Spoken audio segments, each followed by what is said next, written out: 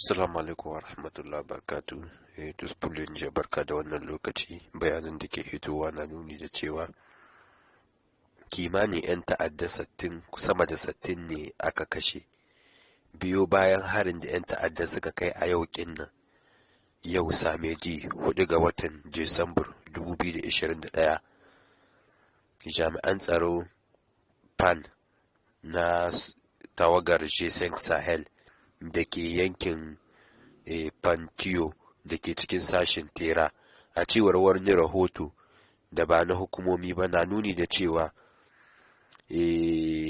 bangaren sojoji Nijar mutum 29 ne suka rasa rayukansu. Bangaren jami'an tsaron soji PAN 23 29 ne, da kuma bangaren makiya 'yan ta'adda an hallaka kusan 79 kamar yadda bayanai ke hitowa.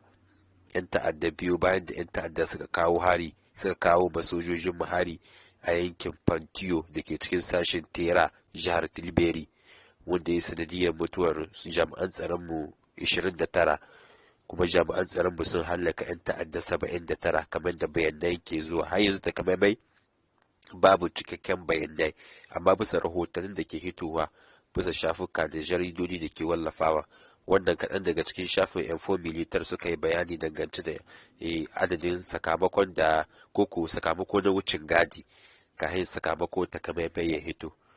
Assalamu alaikum wa rahmatullahi wa barakatuh.